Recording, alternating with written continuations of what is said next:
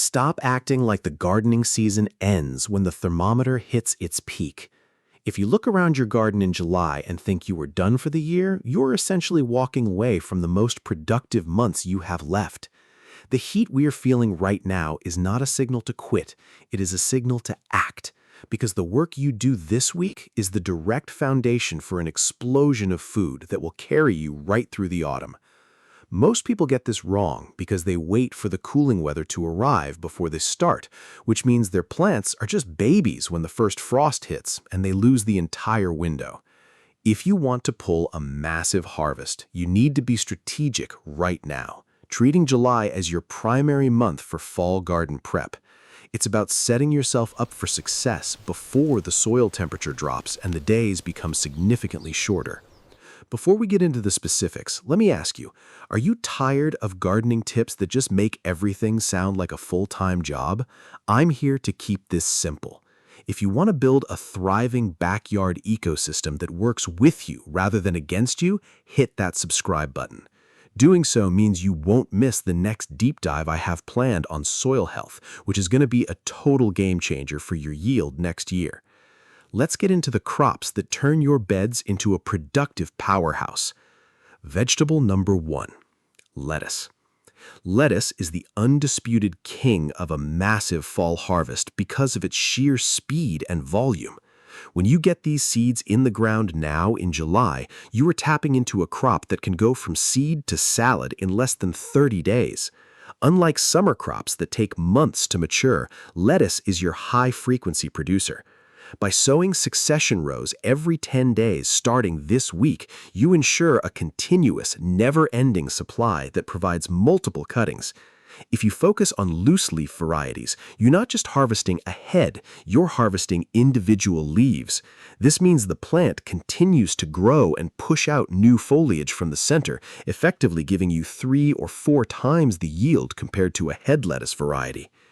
In the cooling temperatures of late summer and early autumn, lettuce thrives without the stress of extreme heat that usually makes it bolt and turn bitter. It's the ultimate space-efficient crop because you can grow it densely, packing 4 or 5 plants into the space where a single tomato plant would struggle. This kind of intensity is how you turn a small bed into a massive grocery store. If you've struggled with gardening for beginners, this is your best starting point because it offers instant feedback. To get the best result, ensure you're keeping the soil consistently moist during these hot July days to prevent premature bolting, which is one of the most effective garden hacks for maintaining high-quality greens. Vegetable number 2, radish. Radishes are often dismissed as a garnish, but for a massive fall harvest, they're your secret weapon for maximizing every single square inch of your garden. Because they have an incredibly short life cycle, often ready to pull in just 25 to 30 days, they serve as the perfect filler crop that delivers high-volume production in spaces that might otherwise sit empty. Think about the strategic value. While you're waiting for larger crops like broccoli to fully mature, you can grow 2 or even 3 complete cycles of radishes in the exact same footprint. They don't mind the lingering heat of July and actually grow with more vigor as the nights begin to dip in temperature. The key to the massive harvest here is the turnover. If you dedicate a 4-foot row to radishes, you're not just getting one meal, you're getting a recurring bounty that you can harvest in waves. They're incredibly resilient, meaning you don't lose a significant portion of your crop to disease in the fall, which is a major advantage.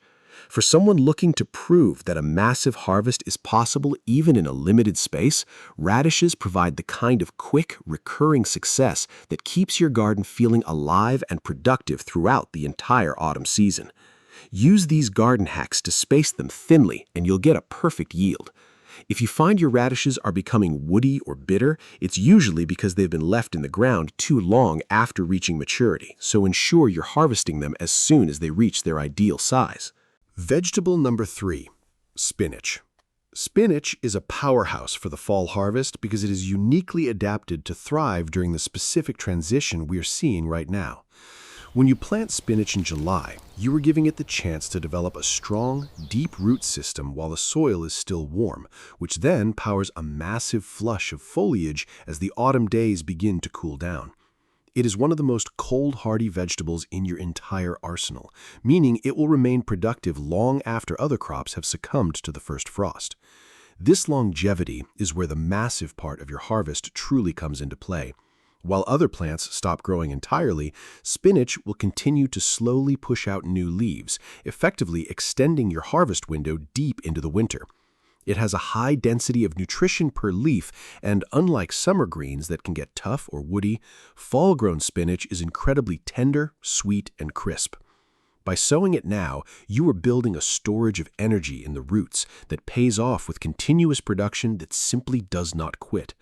It is arguably the best bang for your buck in terms of nutrition and volume per plant, and its ability to withstand those early biting cold snaps makes it a cornerstone for anyone serious about harvesting way into the later months. If you are learning how to plant successfully, this is a must-have. A little pro tip here is to soak your spinach seeds for a few hours before you put them in the soil, which helps with germination in the warmer July soil. Vegetable number 4, kale. Kale is your reliable, heavy-lifting producer that makes a massive fall harvest possible because of its incredible endurance and ability to sweeten with the cold. When you get kale in the ground now, you are setting the stage for a plant that will provide food for months without needing to be replanted. It is the definition of a high-yield, low-maintenance crop. As the temperatures drop, the kale plant converts its starches into sugars, which means the kale you harvest in October and November will taste significantly better than anything you could grow in the middle of summer. Because it is so hardy, you can keep harvesting from the same plants well into the depths of winter, provided you are consistent in your picking. By harvesting the lower, older leaves first, you encourage the plant to keep producing new, tender growth from the top, turning it into a perpetual fountain of greens. If you really want to maximize yield, look for varieties like lacinato, which are bred for productivity and are virtually indestructible in fall conditions. In terms of sheer weight of food produced per plant over the course of the season, kale is almost impossible to beat, making it essential for a massive fall supply. It really simplifies your fall gardening strategy, giving you food even when the weather turns. The beauty of kale is that it's remarkably forgiving, making it perfect for gardening for beginners who want a high-value return from minimal effort. Vegetable number 5, carrots. Carrots are the strategic choice for a massive fall harvest because they represent high-density storage that you can literally leave in the ground. By planting them now in July, you ensure they reach their full mature size right when the soil starts to cool, which triggers that final spike in sweetness. But the real massive benefit is the ability to use your garden bed as a natural refrigerator. You don't have to harvest them all at once. As the weather turns truly cold, you can mulch over the top of the bed with straw, and the carrots will stay perfectly crisp, sweet, and ready for you to pull on demand throughout the late autumn and even into the winter. This is a game changer for yield management. You're essentially extending the harvest duration indefinitely, turning a temporary crop into a long-term resource.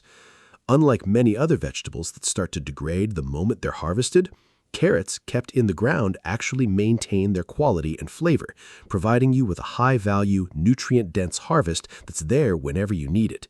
For anyone looking to achieve a harvest that feels truly abundant and lasts well past the end of the traditional gardening season, carrots are the most reliable way to guarantee that result. This is a core pillar of vegetable gardening for survival. Remember, the key to great carrots is making sure your soil is loose, friable, and free of rocks, which is one of the most important gardening tips for success. Vegetable number 6, peas. Peas are a massive harvest favorite because they provide dual value. You get the incredible volume of fresh, sweet pods, and you get the benefit of nitrogen fixing, which actively improves your soil health for the next year. When you plant peas now, you are tapping into a crop that loves the cooling soil of late summer to germinate and then takes full advantage of the mild autumn to produce heavy, high-yield vines. The massive aspect comes from selecting vining varieties that climb upwards, allowing you to use vertical space effectively and pull pounds of peas from a relatively small footprint. They are incredibly prolific. A single vine will produce handfuls of pods over several weeks. Furthermore, the act of growing them adds a layer of richness to your soil that will directly increase the yield of whatever you decide to plant in those same beds next spring. They're a brilliant long-term strategic crop. The labor of picking them is rewarded with some of the freshest, most delicious food you can possibly pull from a garden. If you want a fall harvest that feels bountiful and provides a significant return on your investment in terms of kitchen output and garden health, peas are non-negotiable. Learning how to plant these effectively will change how you approach your garden space. Ensure you are providing them with a sturdy trellis from the very beginning, as these plants grow quickly and need that support to avoid tangling. Vegetable number 7, broccoli. Broccoli is the main event of the fall harvest because it has the potential to produce the most impressive, high-weight yield of any crop on this list. By planting in July, you are giving the broccoli the warm soil it needs to build a massive, robust plant architecture, which then transitions into high-volume head production as the season cools. The key to the massive harvest here is managing your expectations and utilizing the side shoots. After you harvest the main central head, the plant is not done. It will immediately start pushing out smaller secondary florets from the leaf axils. If you treat these carefully, you can continue harvesting broccoli from the same plant for weeks after the initial head is gone, effectively doubling or even tripling your total harvest weight. It requires a bit more patience and consistent care than the other crops, but the payoff is substantial. There is something profoundly satisfying about pulling a large, dense head of homegrown broccoli that is perfectly timed for the cooling weather, and knowing that you have weeks of continued production ahead of you makes it the absolute star of the fall bed.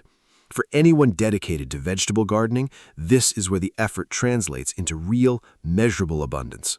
This approach to harvesting is a crucial part of maximizing yield, ensuring that you are not just getting one crop, but a prolonged season of food.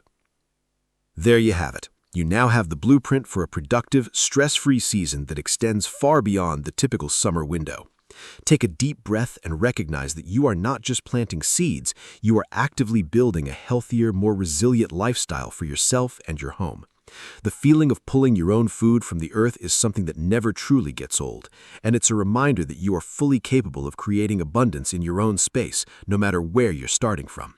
Remember that every single gardener, no matter how experienced, has faced these exact same questions and hurdles, and it's precisely by facing them and working through them that you become a master of your own garden. Take what you have learned today, trust in your own ability to observe and adapt, and do not be afraid to get your hands a little dirty. If you have a favorite vegetable you're planning to get started with this weekend, let me know in the comments below. I would absolutely love to hear what's going into your soil first. Don't forget to subscribe so we can keep this conversation going all season. You've got this, and I'm genuinely excited to see how your garden grows. Stay simple, keep growing, and I'll see you in the next one.